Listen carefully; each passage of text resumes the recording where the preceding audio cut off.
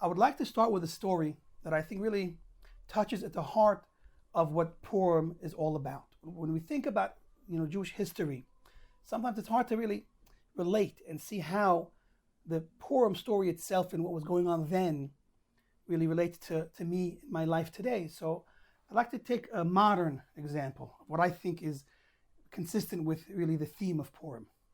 So there was this Israeli ambassador or diplomat traveling in America, and he was in Manhattan. And as he's walking around in Manhattan, he noticed a fight breaking out. And as he takes a closer look, he sees that there's actually mismatched. There's a number of people fighting one person. It was obvious from his perspective that one of the people looked like he might have been Jewish. And there was a few guys fighting against him. And what was odd is that each one of those guys by themselves seemingly could have beat up the Jewish guy. So you had three people really attacking this person. So he decided, this is not right. I'm going to jump in and do something about it. Now, what's good about being an Israeli diplomat is it usually comes with military training, because everyone in Israel goes through the army. So he was probably able to take care of himself. And it seems so from the way the story ends, is once he jumped in, he was able to help the man, and the fight ended. So after the fight, he turns to the man and says, okay, I fought, I helped, I'm invested now. Tell me what this was all about. So the man looks at him and says, I'll tell you the truth. They insulted me and called me some names and they said I'm Jewish, and I got very, very angry, and I just had to fight back.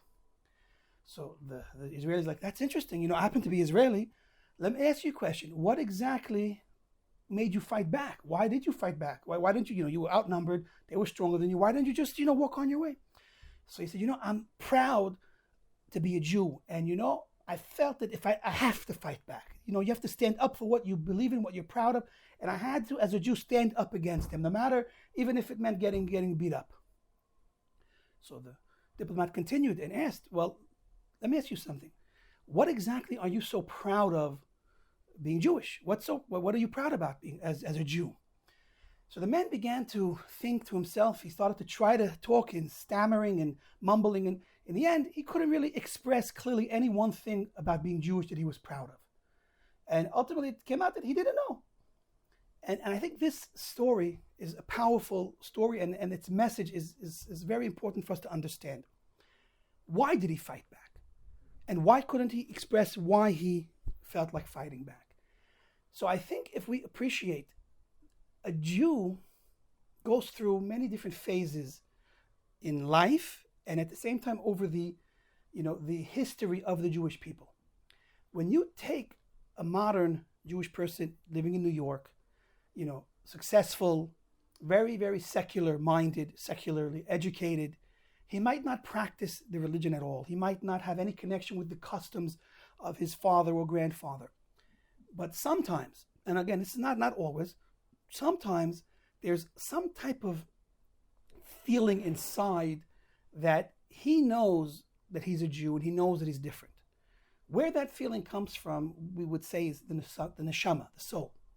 Since his soul, deep down inside his which is really his essence, identifies with his Jewishness, so no matter how secular he is, and no matter that he doesn't have any of the customs of his ancestors, when he's pushed against the wall, so to speak, so that inner essence fights back. And his Jewishness had to come out and had to fight, because the Jewishness within us never dies.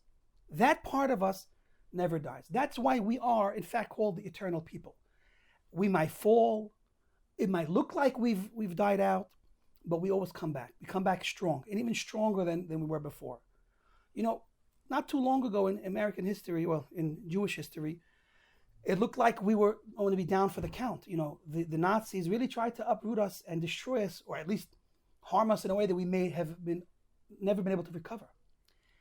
And it's miraculous in that in such a short period of time, Judaism and the Jewish people are flourishing and reached levels that we haven't seen for ages.